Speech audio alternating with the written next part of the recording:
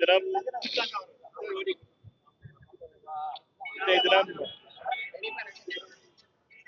தமிழ்நாடு காங்கிரஸ் கமிட்டியினுடைய முன்னாள் தலைவர்களை ஒருவரும் மிக முக்கியமான சுதந்திர போராட்ட தியாகியுமான வீரர் சத்தியமூர்த்தி அவர்களுடைய 139வது பிறந்த நாள்ல மதுரை மாநகர காங்கிரஸ் கமிட்டி மாநகராட்சியுடைய குழு தலைவர், காங்கிரஸ் கட்சியுடைய குழு தலைவர் சகோதரர் கார்த்திகேயன் அவர்களுடைய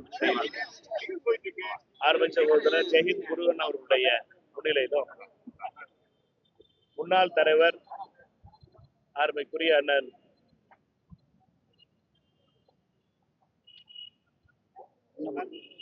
அன்னபூர்ணா தங்கராஜ் அவர்கள் முன்னிலையிலும் இதோடு தெற்கு மாவட்ட காங்கிரஸ் கமிட்டியுடைய தலைவர் சகோதரர் உலகநாதன் அவர்களோடும் வடக்கு மாவட்ட காங்கிரஸ் கமிட்டியுடைய தலைவர் நூர் முகமது அவர்களோடும் இன்னைக்கு மாலை அணிவித்து மரியாதை செலுத்தோம். அதே போலவே காங்கிரஸ் கட்சியில புதிய உறுப்பினர்களை சேர்ப்பதில் இருக்க மகிழ்ச்சி. அதே போலவே இன்றைய நாள் என்பது மிக மிக முக்கியமான நாள். ஒரு கதர் சட்டை போட்ட காங்கிரஸ்காரர்கள் ஒவ்வொருவருக்கும் ஒரு மிகவும் மகிழ்ச்சியான நாள். 59 ஆண்டுகளுக்கு பின்னால தமிழ்நாட்டில் ஒரு காங்கிரஸ் கதர் சட்டை போட்ட அமைச்சர் மானிய கோரிக்கையில தமிழ்நாடு காங்கிரஸ் கட்சியுடைய சார்பாக வாழ்த்துக்களை தெரிவித்துள்ளேன். தமிழகத்தை உலக சுற்றுலா தலங்களில் ஒன்றாக உயர்த்துவதற்கும் இந்தியாவிலே எப்படி கேரளாவும் இமாச்சலமும் கோவாவும் சுற்றுலா தலங்களாக பல வகையிலே சுற்றுலாக்களை மையமாக வைத்து பல வகையிலே புதிய திட்டங்களை கொண்டு வந்திருக்கிறதோ அதே போலவே தமிழ்நாட்டினுடைய சுற்றுலாத்துறையும் மேம்படுத்துவார் என்ற நம்பிக்கை எங்களுக்கு முழுமையாக இருக்கிறது.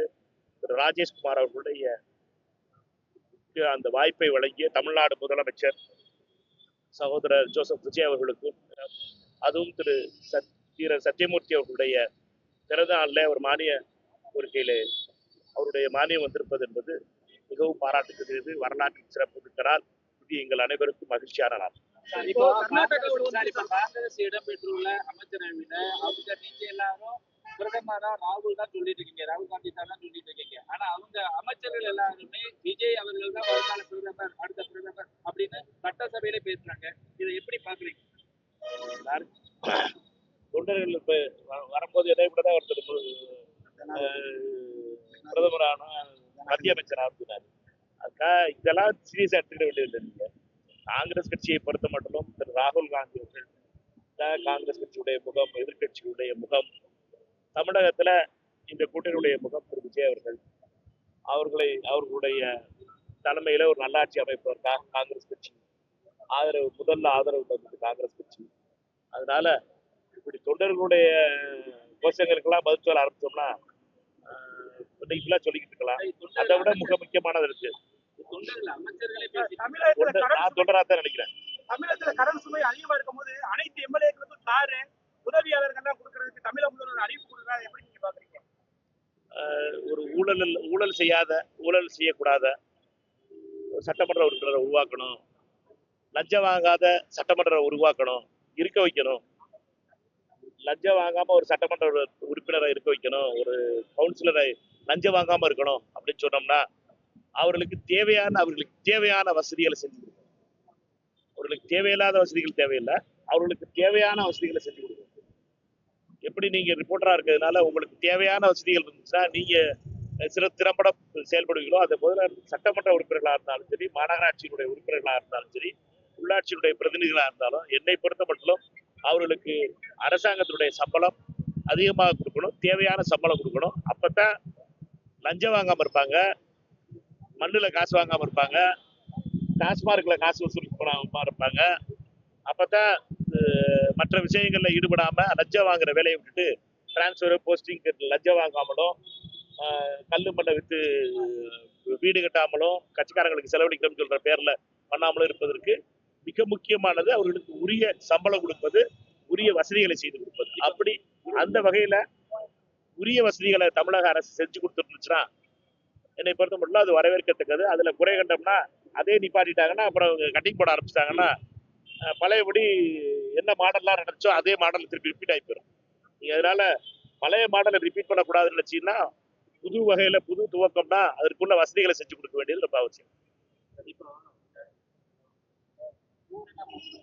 உங்களுடைய நிலைப்பாடு தமிழ்நாட்டில் பூர்ண மது நீங்க அதுல பங்கு பூரண மதுவிலக்குங்கிறது ஒரு லட்சிய கனவு. ஆனா யதார்த்தத்தை பார்த்தோம்னா காங்கிரஸ் ஆளுகின்ற மாநிலங்கள்ல கூட பூரண மதுவிலக்குங்கிறத அமல்படுத்த முடியல. அதனால பூரண மதுவிலக்குங்கிறது ஒரு லட்சிய கனவு. ஆனா சாராய கடையையும் டாஸ்மாக் கடையும் கல்லு கடையும் திறந்த பணிங்கிறது எங்களுடைய பணி கிடையாது. அது பண்ண புண்ணியவாதிகள்லாம் வேற ஆளுங்க. அதனால எங்களை பொறுத்த மட்டும் அரசாங்கத்திற்கு இப்ப இருக்க யதார்த்தமான சூழ்நிலையில அரசாங்கம் கள்ளச்சாராயத்தை அனுமதிக்க கூடாது, டாஸ்மார்க் டூப்ளிகேட் சரக்கு ஓட்டக்கூடாது. அமைச்சருடைய சப்போர்ட்டோட டாஸ்மார்க்கு வருமானம் வராத ஒரு தனி உலகம், தனி ஒரு நிழல் உலகம் நடக்கக்கூடாது அப்படிங்கிறத எங்களுடைய கோரிக்கை.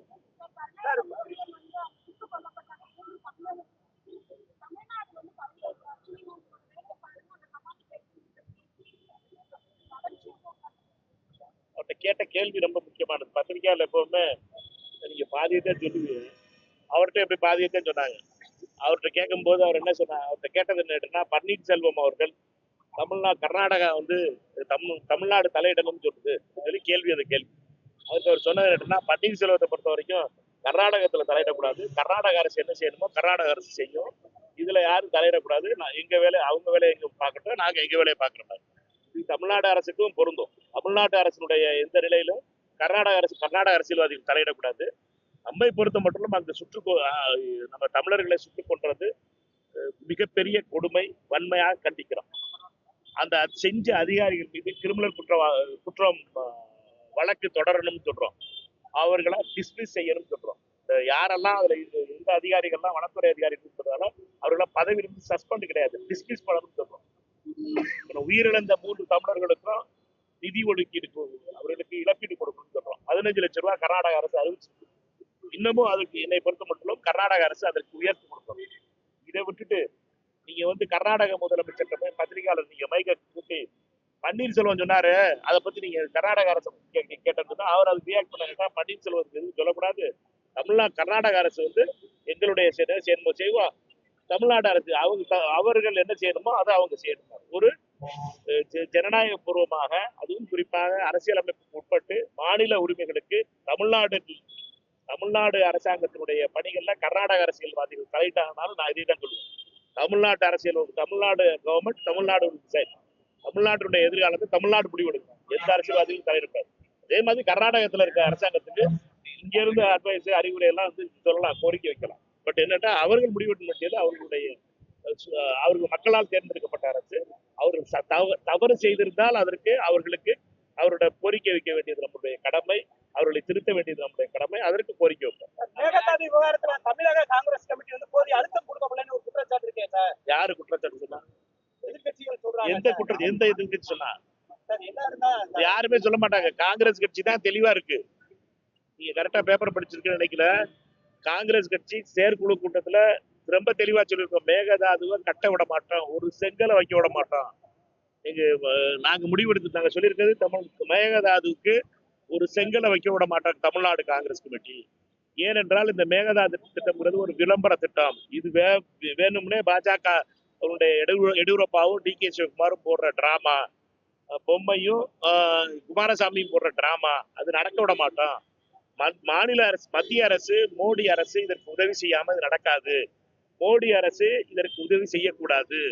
மோடி அரசுக்கு பல்லாக்கு தூக்குற அமித்ஷா அதிமுகவும் அன்புமணியினுடைய பாமகவும் இதற்கு துரோகம் செய்யாம இருக்கணும். மோடிட்ட போய் சொல்லணும், மோடி அனுமதிக்கலைன்னா மேகதாது வராது.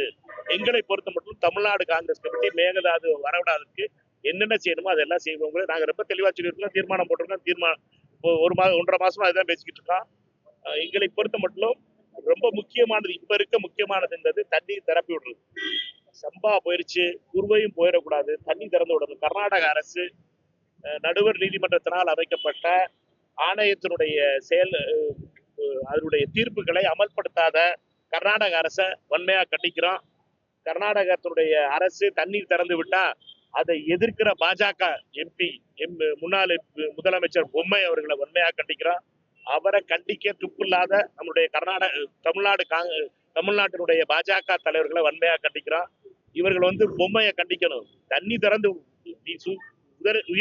உச்ச நீதிமன்றம் சொல்ற தீர்ப்புக்கு ஏற்றபடி தண்ணி திறந்து விட்டுருக்காங்க. தண்ணி திறந்து விட்டா அத பாஜக காரன் போய் தண்ணி திறக்கக்கூடாது கர்நாடகாவுக்கு சொல்றது எந்த விதத்துல அதுக்கு கர்நாடக அரசியல்வாதிகளுக்கு பாஜக காரர்களுக்கு நயினார் நாகேந்திரன் அவர்களும் எங்க அக்கா டாக்டர் தமிழிசை அவர்களும் சொல்லணும், தண்ணி திறந்து விடுறத நீங்க நிறுத்தக்கூடாது. பொம்மை அவர்களே வாய முடிக்கிட்டு இருக்கேன். நான் டி கே சிவகுமார சொல்றேன்ல, டி கே சிவகுமாரை பொறுத்த மட்டும் தமிழகத்திற்கு விரோதமா நடக்கக்கூடாது. தமிழகத்துக்கு தண்ணி திறந்து விட்டு டி கே சிவகுமார், ராமலிங்க ரெட்டி வந்து இந்த நம்ம ஃபாரஸ்ட் ஆபீசர்ஸ் மீது நடவடிக்கை எடுக்கணும், அவர்கள் டிஸ்மிஸ் பண்ணணும், அவர்கள் மீது கிரிமினல் வழக்கு தொடரணும், கொலை குற்றம் அவர்கள் மேல சுமத்தி அவர்கள் மீது கடுமையான சட்டங்கள் பிரிவுகள் மீது அவர்கள் மீது வழக்கு தொடரப்படணும் நான் சொல்றேன். அது மாதிரி அக்கா தமிழிசை அவர்களும் அண்ணன் நயினார் நாகேந்திரன் அவர்களும் சொல்ல தைரியம் இருக்கா இல்ல சொல்ல பயப்படுறாங்களா?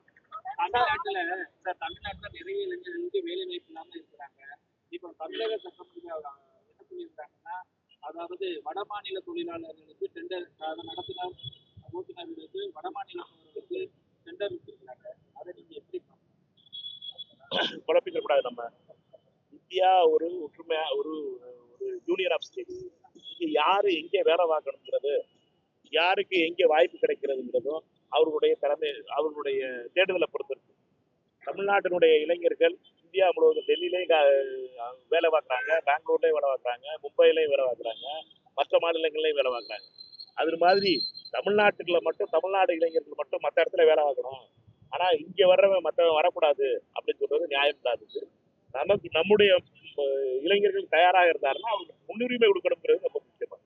நம்முடைய இளைஞர்கள் வேலை பார்க்க ரெடியா இருந்தாங்கன்னா அவங்களுக்கு முன்னுரிமை கொடுக்க வேண்டியது ரொம்ப முக்கியமானது மாநில அரசுடைய சார்பாக. ஆனா மற்ற இடத்துல இருந்து வேலை பார்க்கவே வரக்கூடாது அப்படின்னு சொன்னீங்கன்னா இங்க பாக்குறதுக்கு வேலை ஆள் ரெடியா இருந்தா பரவாயில்ல, இதே வேலை பார்க்க ஆள் இல்லையே. நீங்க பிரச்சனை நிறைய உள்ள பாதிப்பு இளைஞர்களுக்கு வேலை வாய்ப்பு பாதிப்பு வராங்க. வேலை எந்த வேலை கேட்டீங்கன்னாலும் சரி, நீங்க படிக்கிற வேலை உடல் உழைப்பால் செய்ய வேண்டிய படிச்ச இன்ஜினியருக்கு வேலை கிடைக்க மாட்டேங்குது. சரியா? படிச்ச இன்ஜினியர்களுக்கு வேலை கிடைக்க மாட்டேங்குது, படிச்ச நம்ம பசங்களுக்கு வேலை கிடைக்க மாட்டேங்குது. அவர்கள் படிச்ச படிப்புக்கு ஏற்ற வேலைகளை உருவாக்கணுமே ஒழிய நம்மை பொறுத்த மட்டும் மற்ற டிரைவர் வேலைக்கோ இதுக்கோ ஆள் தேடுறதுக்கு வர்றது அரசாங்கத்தினுடைய எங்க வேணாலும் யார் வேணாலும் பயணிச்சு வேலை பார்க்கணும். அதுல நம்ம தடைகளை போட ஆரம்பிச்சோம்னா மற்ற மாநிலங்களும் அதே மாதிரி பேச ஆரம்பிச்சாங்கன்னா நம்ம இளைஞர்களுக்கு வாய்ப்பு கிடைக்கிறது இங்க போகும். இது ஒரு இந்திய நாடுகள் ஒரே நாடு. இது நம்ம தனிநாடு கிடையாது. பேசுற பேச்சாலாம் நம்ம என்ன தனிநாடு மாதிரியே பேசிக்கிட்டு இருந்தோம்னா நம்ம எங்கேயோ போறோம். நம்மளுடைய இளைஞர்கள் பெங்களூர்ல வேலை பார்க்குறான், கொச்சியில வேலை பார்க்குறான், ஹைதராபாத்ல வேலை பார்க்குறான், பாம்பேல வேலை பார்க்குறான், டெல்லியில வேலை பார்க்குறான். எல்லா இடத்துலயும் தான் தமிழ்நாடுக்காரர் இருக்கான். எல்லா இடத்துலயும் தானே நீங்க எங்க பாத்தீங்கன்னாலும் சரி தமிழர்கள் வேலை பார்க்குறாங்க. பெருமையா இருக்கு. அதை கெடுக்கிற வேலையை நம்ம பற்றக்கூடாது.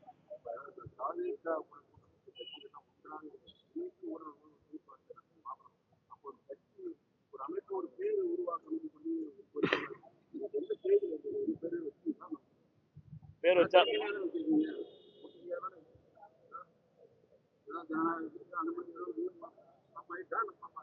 கூட்டணி, அதாவது தாவேகாவுடைய தலைமையில 6 கட்சிகள் சேர்ந்து கூட்டணி அமைச்சு அரசாங்கத்தை, சில கட்சிகள் 4 கட்சிகள் அமைச்சரவையில் இருப்பாங்க. காங்கிரஸ் கட்சி, முஸ்லீம் லீக், விடுதலை சிறுத்தைகள் 3 கட்சிகளும் அமைச்சரவையில் இருக்கு. 2 கட்சிகள் வெளியில இருந்து ஆதரவு தெரிவிக்கும். இல்ல கேட்டுக்குங்க, முடிக்க விடுங்க. சிபிஎம் சிபிஐ வெளியிலிருந்து ஆதரவு தெரிவிக்கும். வைகோ அவர்கள் வந்திருக்காரு, ஆனா அவர்களுக்கு எம்எல்ஏ கிடையாது, எம்பி இருக்காரு. அவருக்கு இந்தியா கூட்டணியில இருக்காங்க. டெல்லியில இருக்க 20 எம்பிக்களுடைய இந்தியா கூட்டணின்னு ஒன்று இருக்கு. அந்த தமிழ்நாட்டில இருந்து போன இந்தியா கூட்டணியில நாங்க இந்தியா கூட்டணி கூட்டத்தை வாரம் நடத்திட்டு வரோம். 20 பேர் கொண்ட நாடாளுமன்ற உறுப்பினர். திமுக இதுல இருந்து விலகி போயிட்டாங்க. அதனால அவர்களை பொறுத்த மட்டும் இந்தியா கூட்டணியில கலந்துக்கிற கிடையாது. எங்களை பொறுத்த மட்டும் தாவேகா அவருடைய தலைமையில ஒரு கூட்டணி உருவாவதற்கான பேச்சுவார்த்தை நடைபெற்றது. அதுல கடந்த ஜூலை மாசம் நினைக்கிறேன், ஜூலை மாசம் ஃபர்ஸ்ட் வீக் நினைக்கிறேன். அப்புறம் நடக்கும்போது தமிழக முதலமைச்சர் ஒரு பேர் வைக்கணும், நம்ம அதை பற்றி முதல் கட்ட பேச்சுவார்த்தை நடந்தது. அடுத்த கூட்டம் நடக்கிறதுக்கு முன்னாடி பார்லிமெண்ட் தேர்தல் வந்துருச்சு, அதுக்கடுத்து அசம்பிளி வந்துருச்சு. இந்த கூட்டத்தொடர் முடிந்ததுக்கு அப்புறம் இதை பத்தி பேசுவோம்னு நினைக்கிறேன். ஆனா இந்த கூட்டணிக்கு ஒரு பெயர் கொடுத்து ஒரு ஸ்ட்ரக்சர் கொடுக்கணும் அப்படிங்கிறதுல தமிழக முதலமைச்சர் திரு விஜய் அவர்கள் மிகவும் ரொம்ப சின்சியரா இருக்காரு. அவரை பொறுத்த மட்டும் இந்த கூட்டணியை பலமாக்கணும், இந்த கூட்டணிக்கான அந்த போராட்டத்தை உருவாக்கணும். நம்ம பொறுத்த மட்டும் இது நீண்ட நாளா இந்த கோஆர்டினேஷன் நம்ம உருவாக்கணுங்கிறதுல அவர் ரொம்ப ஜெனுவினா இருக்காரு. செஷனுக்கு அப்புறம் பண்ணுவாங்க. இந்த நிகழ்ச்சிக்கான மின் இணைப்பு எடுக்கும் போது சட்டவிரோதமா இருக்காருன்னு சொல்லி அதுல அந்த மைக் செட் ஊழியர் வந்து காயப்படுத்திருக்காரு. அதெல்லாம் போய் விசாரிப்போம். அது பொய்யுங்க.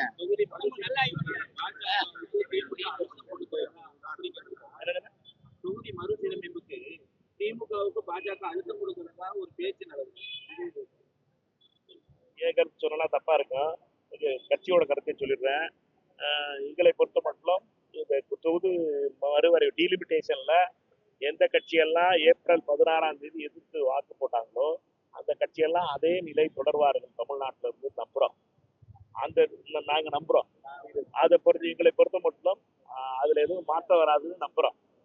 மாற்றம் வருமா வராதாங்கிறது கூட்டணி கூட்டத்தொடர் கூட்டும் போதே தெரியும். அதுக்கப்புறம் நம்ம பேசுவோம்.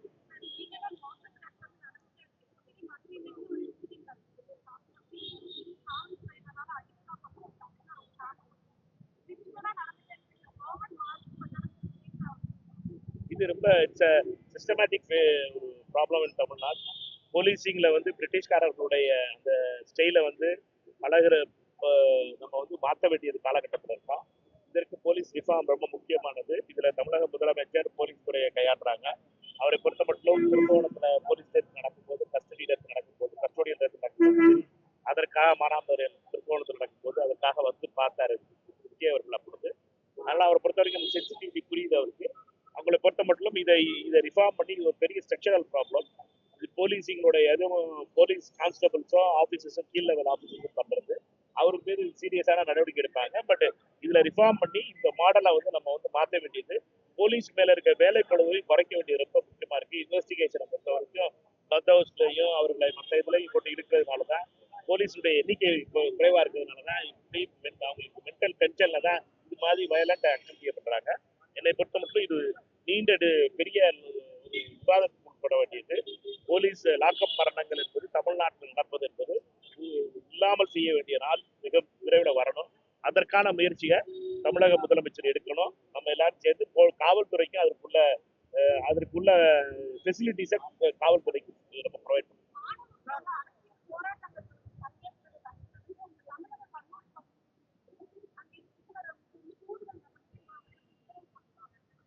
எப்ப சர்வர் கொடுக்குறாங்க?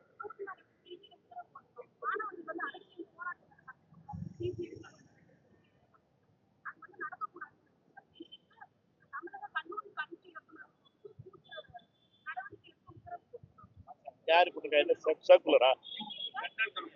Central government கொடுக்காங்களா? அது பாஜகவை பொறுத்தவரைக்கும் இந்தியா முழுக்க மாணவர்களுடைய அதிகாரங்களை குறைப்பதற்காகவும் போராட்டத்தை பயந்து இருக்க அமித்ஷாவும் மோடியும் மாணவர்களுடைய போராட்டத்தினால பயந்து போயிருக்காங்க. சிஜே டெல்லியில் நடந்த போராட்டமா இருந்தாலும் சரி, மற்ற போராட்டங்களா இருந்தாலும் சரி, இதை நாங்கள் எதிர்க்கிறோம். மாணவர்களுடைய உரிமை என்பது போராடுவதற்கு உரிமை, அரசியல் உரிமை அவர்களுக்கு இருக்கு. மாணவர்கள் போராட்டம் என்பதும் ஜார்க்கண்ட்ல எப்படி ராஞ்சியில் நடந்துச்சோ அவரோட பேச்சுவார்த்தை நடத்திதான் முடிக்கிறது எங்களுடைய கருத்து. மாணவர்கள் ஜனநாயக பூர்வமா போராடுவதை நாங்கள் ஆதரிக்கிறோம். நீங்க ரெண்டு கேள்வி எடுக்கிறீங்கன்னா என்ன அர்த்தம்?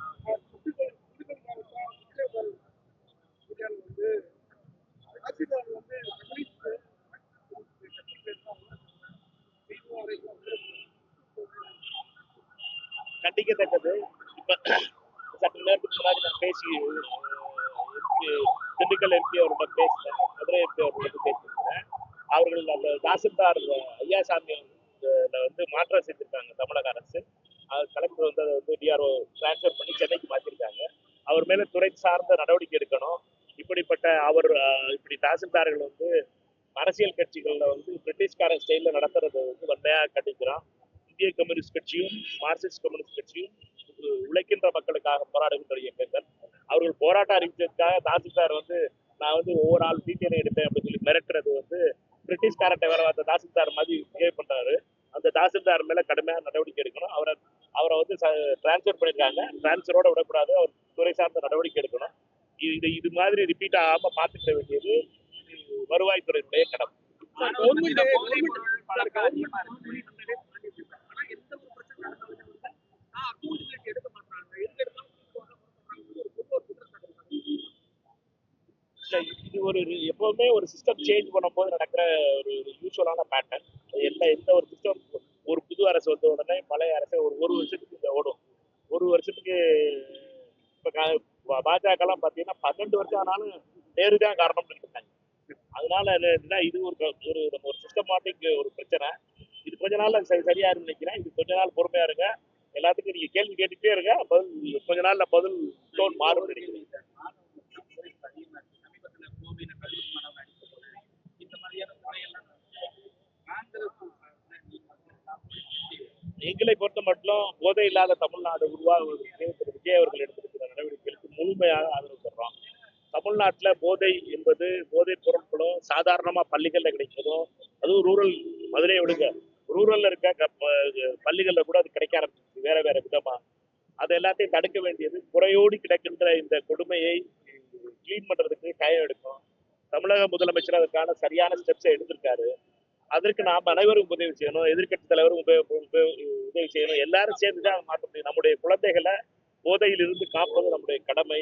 இதற்கு எல்லாரும் சேர்ந்து இருக்கணும். கர்நாடகத்தினுடைய கேரளால இதே மாதிரி ட்ரக் ஃப்ரீ கேரளாங்கிற ஒரு கேம்பெயினை உருவாக்கியிருக்காங்க. கர்நாடகாவும் அதுக்கான கேம்பெயினை உருவாக்கிருக்கு. இந்த 3 மாநிலங்களும் தெலுங்கானாவும் இதுல சேரணும். தெலுங்கானாவும் சேர்ந்து ஆந்திராவும் சேர்ந்து இது மொத்தமா இந்த மாநிலங்கள் எல்லாரும் தென் மாநிலங்கள் எல்லாரும் சேர்ந்து ட்ரக்குக்கு எதிரான ஒரு போரை நடத்தணும். ஏன்னா நம்முடைய குழந்தைகளுடைய வருங்காலம் மிக மிக முக்கியமானது. இந்த ட்ரக்கிஸ்ட் ஆயிட்டாங்கன்னா பெரிய விதத்துல இந்தியா தென் தமிழ்நாடு பாதிக்கப்படும். தமிழ்நாட்டை இதை காக்க வேண்டியது நம்முடைய கடமையா இருந்தாலும் லோக்கல்ல நம்ம எல்லாரும் சேர்ந்து இந்த மதுரையா இருந்தாலும் சரி, மற்ற இடங்களா இருந்தாலும் சரி, விருதுநகரா இருந்தாலும் சரி, காக்க வேண்டியது நம்ம எல்லாருடைய கடமை. போதை இல்லாத தமிழ்நாடு உருவாவதற்கு அனைவரும் சேர்ந்து உழைக்கணும். காங்கிரஸ் பேர் இயக்கம். ஆனா ஒவ்வொரு ஊர்லயும் 3-4 பிரிவா பிரிச்சு கிடக்குது. நீங்க மாநில தலைவரா வந்திருக்கீங்க. ஒருங்கிணைக்க என்ன மாதிரியான முன்னெடுப்பு எடுக்க போறீங்க? காங்கிரஸ்ல 0 கோஷ்டி, ஒரே கோஷ்டி தான் காங்கிரஸ்ல. ஒரே கோஷ்டி தான் காங்கிரஸ் இருக்கு. அது ராகுல் காந்தி. ராகுல் காந்தி மட்டும்தான் காங்கிரஸ் தலைவர். ராகுல் காந்தி தான் எல்லாமே. அந்த பழைய கணக்கு நீங்க பேசிருக்கீங்க. அந்த கொஸ்டின் டெலிட் பண்ணியாச்சு. இப்ப எல்லாரும் ராகுல் காந்தி தான் இந்தியாவுடைய பிரதமராக வரணுன்ற ஒரே லட்சியத்தோட வேலை பார்த்துருக்கோம். 83வது சுதந்திர தின விழாவில் கொடியேற்ற போறது ராகுல் காந்தியா இருக்கணும். அது மட்டும்தான் எங்களுடைய லட்சியம். அதற்காக தான் எல்லாரும் சேர்ந்து வேலை பார்க்கிறோம். கோஷ்டிகள் இல்லாத காங்கிரஸ் ஆயிடுச்சு. காங்கிரஸை பொறுத்த மட்டும் இளைஞர்களுக்கு வாய்ப்பு கொடுத்த அதே நேரத்தில் ஒரு நேர்மையான அமைச்சர்களை கொண்ட கட்சியாக இருக்கு. சரியா?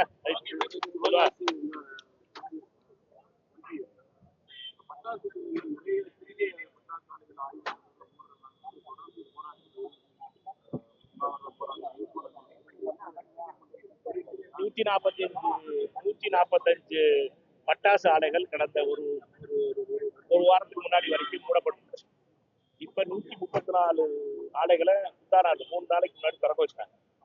அதனால என்னன்னா சிறு சிறு இன்ஸ்பெக்ஷன் போய் அதிகாரிகள் வந்து 3 விதமான லைசன்ஸ் இருக்கு விருதுநகர்.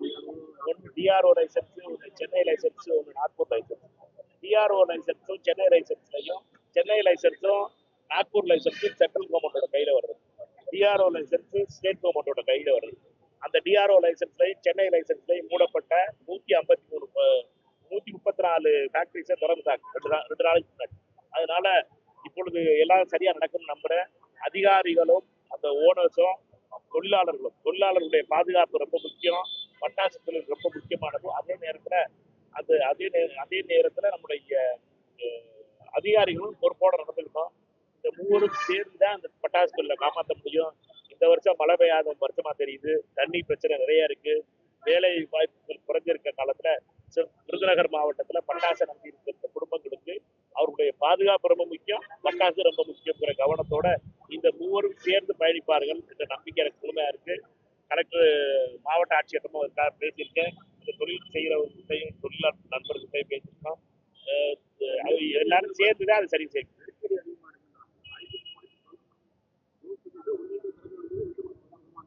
அதுதான் இப்ப திறந்துட்டாங்கல்ல 134 ஃப்ரீ பண்ணிட்டாங்க. அது கொஞ்சம் டிலே ஆயிருக்கு. அதை வந்து சரி பண்ணணும்.